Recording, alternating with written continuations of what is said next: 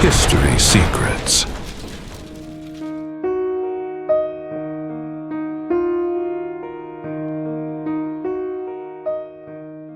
Une question silencieuse se cache au cœur de l'un des récits les plus troublants de la Bible. Et si le véritable sacrifice n'avait jamais été Isaac? Non. Pourquoi Dieu demanderait-il à un homme de sacrifier son propre fils? Le récit d'Abraham et d'Isaac traverse les siècles en suscitant malaise, débats théologiques et profondes interrogations morales.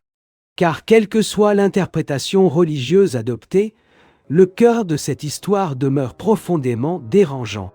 Un père reçoit l'ordre d'offrir son propre fils en sacrifice. Et ce qui trouble peut-être le plus n'est pas seulement la demande elle-même. C'est le silence émotionnel du récit. La Bible décrit la préparation du voyage, l'ascension de la montagne et les gestes d'Abraham presque sans aucune explication psychologique. Aucun grand discours chargé d'émotion. Aucune tentative immédiate d'atténuer la tension.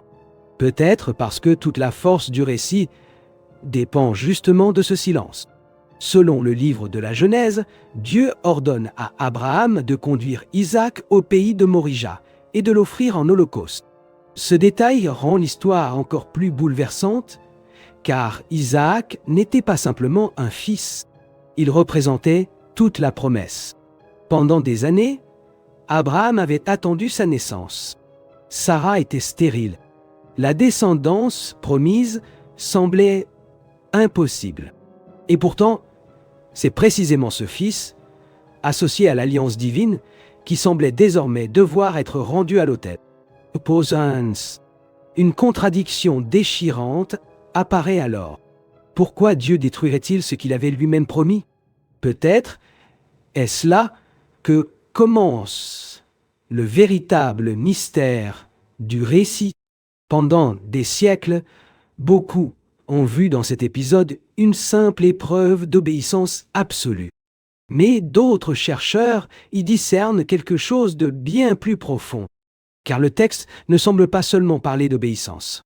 Il semble explorer la frontière extrême entre la foi, la peur, l'amour et l'incompréhension face au divin. Et il existe peut-être un élément historique important à prendre en compte. Dans l'Antiquité, les sacrifices humains existaient dans plusieurs cultures voisines d'Israël. Certains peuples offraient des enfants lors de guerres, de crises ou de périodes de désespoir spirituel. Cela change complètement la portée du récit. Car certains spécialistes pensent que l'histoire d'Isaac pourrait aussi constituer une rupture symbolique avec ce type de pratique. Au dernier moment, Dieu arrête le sacrifice. Le fils n'est pas tué, et un bélier apparaît à sa place. Peut-être que le texte cherche à dire quelque chose d'essentiel.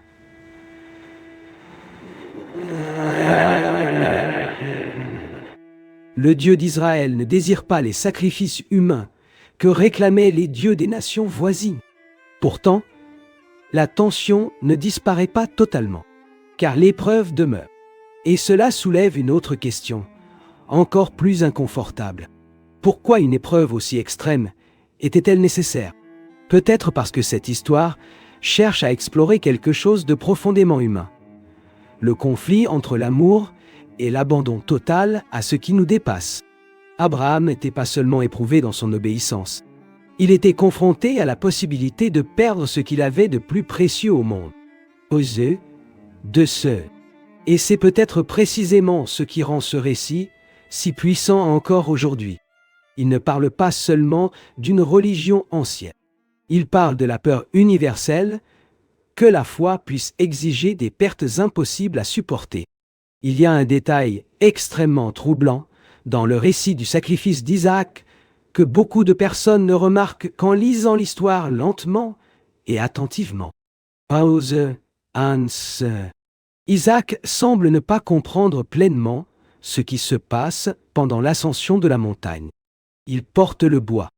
Il observe le feu. Il voit l'autel être préparé. Puis, il pose à son père une question simple. Où est l'agneau pour le sacrifice? C'est peut-être l'une des questions les plus discrètement douloureuses de toute la Bible. Car le lecteur comprend déjà ce qu'Isaac, lui, n'a pas encore totalement réalisé. Et le récit prolonge cette tension d'une manière presque étouffante. Abraham répond simplement que Dieu pourvoira à l'agneau. Il n'y a aucune explication claire, aucun échange émotionnel entre le père et le fils. Le silence domine presque toute la scène. Peut-être parce que le véritable poids de l'histoire réside précisément dans ce vide émotionnel. De nombreux spécialistes soulignent que la Bible utilise souvent le silence pour intensifier la tension psychologique. Ici, ce procédé atteint son extrême. Le texte ne décrit ni les pensées d'Isaac, ni l'intégralité du conflit intérieur d'Abraham. Presque tout reste suspendu, comme si toute l'histoire se déroulait dans un territoire impossible à expliquer pleinement. Pause. Hans. Mais il existe un autre détail important. Dans plusieurs interprétations juives anciennes, Isaac n'apparaît pas seulement comme une victime passive. Certains textes rabbiniques suggèrent qu'il aurait compris la situation et accepté volontairement de rester sur l'autel. Cela change complètement la lecture du récit, car la scène devient non seulement l'épreuve d'Abraham, mais aussi celle d'Isaac. Père et fils traversent ensemble une expérience émotionnellement dévastatrice. Et c'est peut-être précisément ce qui rend cette histoire si inconfortable encore aujourd'hui. Elle touche une peur profondément humaine. La peur que ce que nous aimons le plus puisse nous être arraché. C'est peut-être pour cette raison que cet épisode a traversé les siècles en suscitant des interprétations si différentes. Certains y voient le plus grand exemple de foi absolue. D'autres considèrent cette histoire comme moralement impossible à accepter.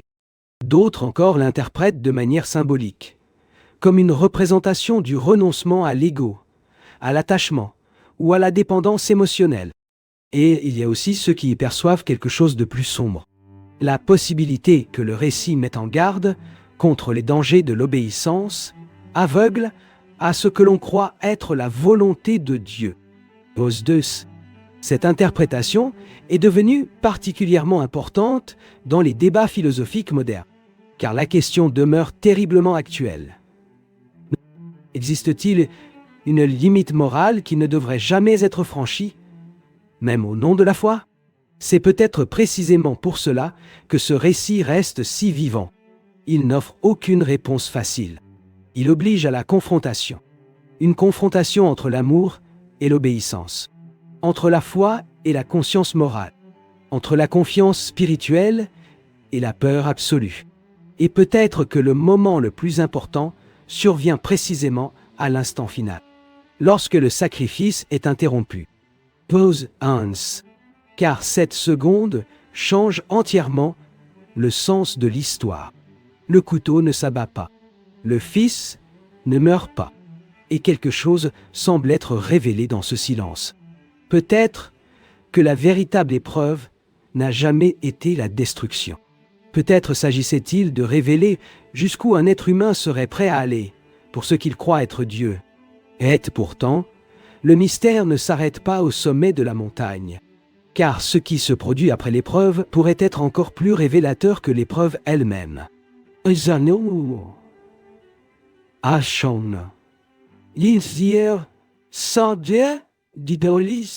Il existe peut-être une partie encore plus mystérieuse dans ce récit, et elle se trouve précisément dans ce qui se passe après l'épreuve. Car de façon surprenante, après l'épisode de la montagne, quelque chose semble changer silencieusement dans la relation entre Abraham et Isaac. Le texte biblique poursuit son cours, mais de nombreux lecteurs ressentent une étrange impression de rupture invisible. Certains spécialistes ont remarqué que père et fils apparaissent rarement ensemble de la même manière après cet événement. Le récit semble porter la trace d'une distance silencieuse qu'il est difficile d'ignorer. Peut-être parce que certaines expériences transforment les relations pour toujours. Pause. Hans. Même lorsque personne n'en parle. Il existe d'ailleurs une interprétation profondément humaine de cette idée. L'épreuve n'aurait pas laissé uniquement des marques spirituelles. elle aurait aussi laissé des blessures émotionnelles irréversibles. Imaginez le poids psychologique de cette ascension. Un père convaincu qu'il doit sacrifier son propre fils. Un fils comprenant peu à peu qu'il est lui-même destiné à l'autel.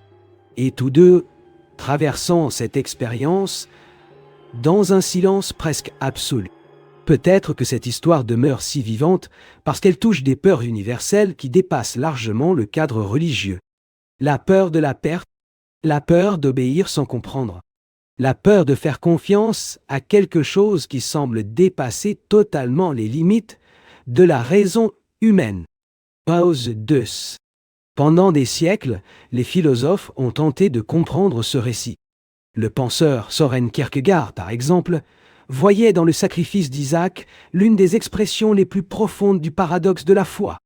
Selon lui, Abraham entre dans un territoire où la logique humaine et la confiance absolue en Dieu entrent en conflit total.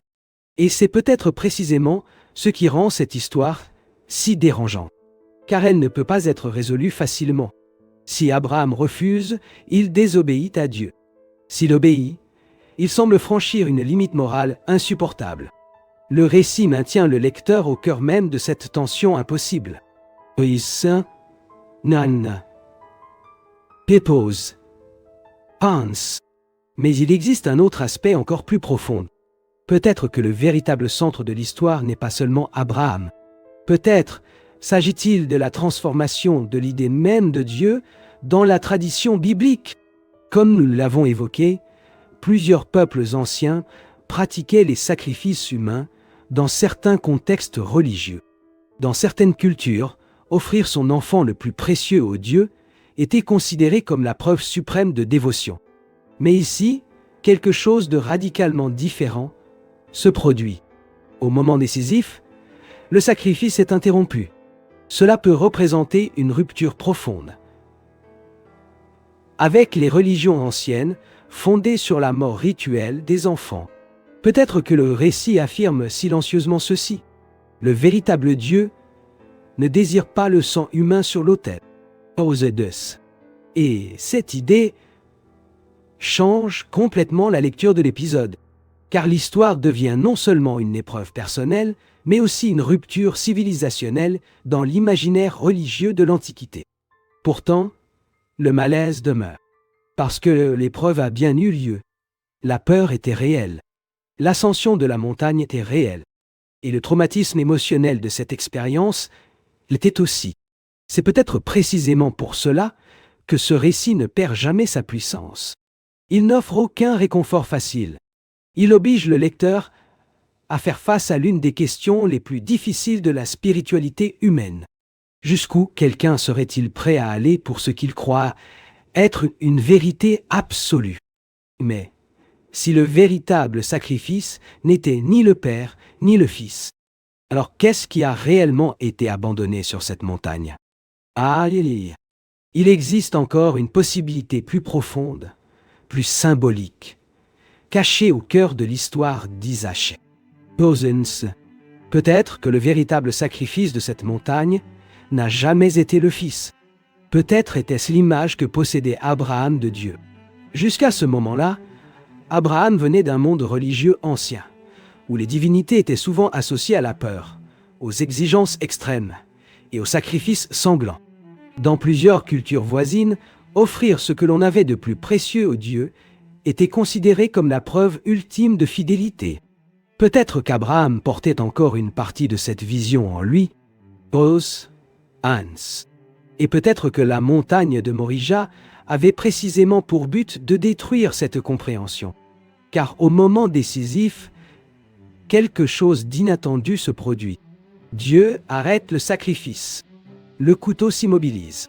Le Fils reste en vie. Et le silence de cette interruption dit peut-être davantage que n'importe quel discours, comme si tout le récit conduisait Abraham jusqu'à la limite extrême pour lui révéler que le véritable Dieu ne désirait pas ce que les anciens dieux exigeaient. Pause 2. Cela transforme complètement le sens de l'histoire. Peut-être que l'épreuve n'a jamais été une question de sang. Peut-être était-elle une invitation à une transformation intérieure. Il existe même un symbole puissant dans cette interprétation.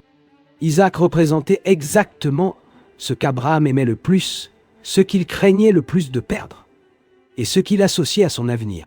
Son fils était à la fois la promesse, la continuité, l'identité et l'espérance. Peut-être que Dieu ne confrontait pas seulement l'amour d'Abraham pour son fils, mais aussi la possibilité que même la promesse divine soit devenue un objet d'attachement absolu. Et cela conduit le récit dans un territoire encore plus troublant. Car cela suggère que les êtres humains peuvent transformer même les bénédictions spirituelles en dépendance émotionnelle profonde. Peut-être que la question centrale du texte est la suivante. Que se passe-t-il lorsqu'une chose occupe dans notre cœur la place qui devrait appartenir uniquement à l'absolu? Oséens. D. Et au moins, pose 1. Cette interprétation apparaît avec force dans de nombreuses lectures spirituelles ultérieures. L'autel cesse alors de représenter uniquement la mort physique. Il devient le symbole du renoncement à l'attachement, au contrôle et à la volonté de posséder totalement ce que l'on aime. Mais même cette lecture n'efface pas complètement la tension morale du récit. Et peut-être ne devrait-elle jamais disparaître, car cet inconfort semble faire partie intégrante de la fonction même de l'histoire. Elle n'a pas été conçue pour rassurer, elle a été conçue pour provoquer un face-à-face intérieur. Un face-à-face entre la foi et la peur, entre l'amour et l'abandon, entre la confiance et l'incompréhension. C'est peut-être pour cette raison que cette histoire demeure si vivante des milliers d'années plus tard, parce qu'elle touche quelque chose de profondément humain.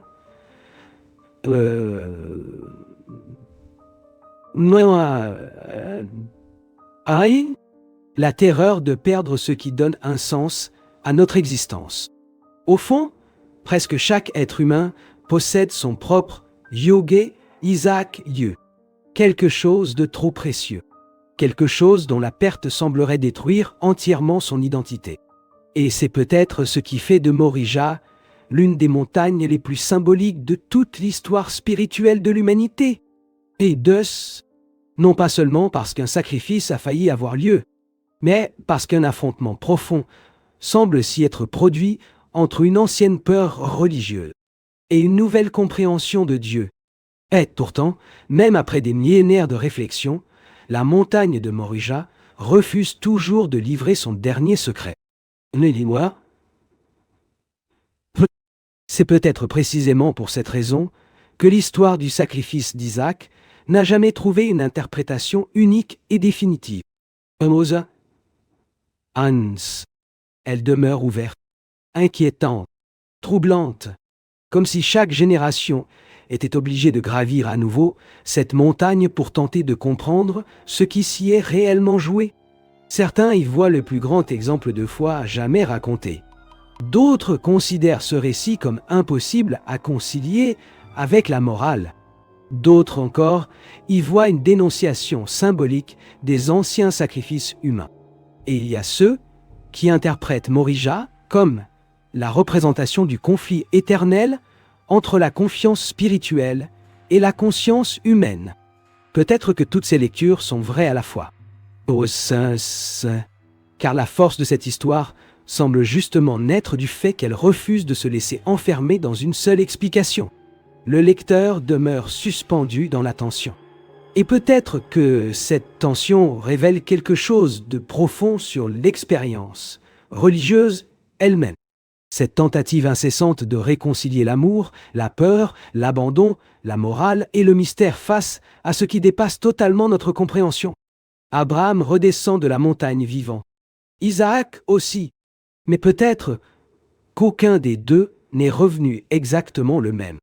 Car certaines expériences modifient silencieusement la manière dont une personne voit Dieu, le monde et sa propre existence. Peut-être que Morija représente précisément cela. Le moment où la foi cesse d'être une promesse rassurante, pour devenir une confrontation radicale avec ce que nous craignons le plus de perdre. Il existe également une profonde ironie dans ce récit. Abraham monte la montagne en croyant qu'il devra peut-être offrir son fils pour prouver sa fidélité absolue. Mais à la fin, son fils demeure en vie, peut-être parce que le véritable objectif n'a jamais été la destruction. Peut-être était-ce une révélation, la révélation des limites humaines, la révélation de la peur, la révélation de l'attachement, et peut-être, plus que tout, la révélation de la différence entre le Dieu biblique et les anciennes divinités nourries par le sang humain. Car à cet instant décisif, quelque chose change silencieusement dans l'histoire religieuse. Le couteau s'arrête, pose un ins, et ce simple détail transforme tout. C'est peut-être pour cela que ce récit conserve encore aujourd'hui une telle puissance. Il parle de foi, mais il parle aussi de terreur. Il parle de confiance, mais il parle aussi de doute. Il parle d'obéissance, mais il parle également de la peur de perdre ce qui rend la vie supportable. Et c'est peut-être là que cette histoire ancienne continue de rejoindre le cœur humain des milliers d'années plus tard. Car presque chacun, à un moment de son existence, se retrouve confronté à la même question silencieuse. Que deviendrais-je si je perdais ce que j'aime le plus? Pose 2. Peut-être que la véritable raison du sacrifice d'Isaac n'a jamais été simplement de mettre Abraham à l'épreuve. Peut-être s'agissait-il de révéler quelque chose de beaucoup plus profond sur la condition humaine elle-même. À quel point l'amour, la peur, la foi et l'attachement peuvent coexister dans un seul et même cœur. Was 2 est peut-être que la question laissée par Morija n'attend toujours pas une réponse, mais un regard suffisamment honnête pour l'affronter.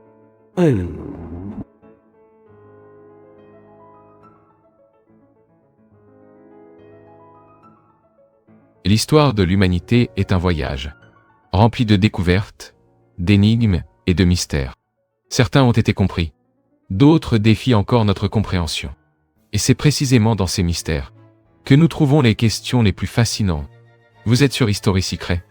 Abonnez-vous à la chaîne et continuez à explorer les secrets de l'histoire. Car certains secrets de l'histoire attendent encore d'être révélés.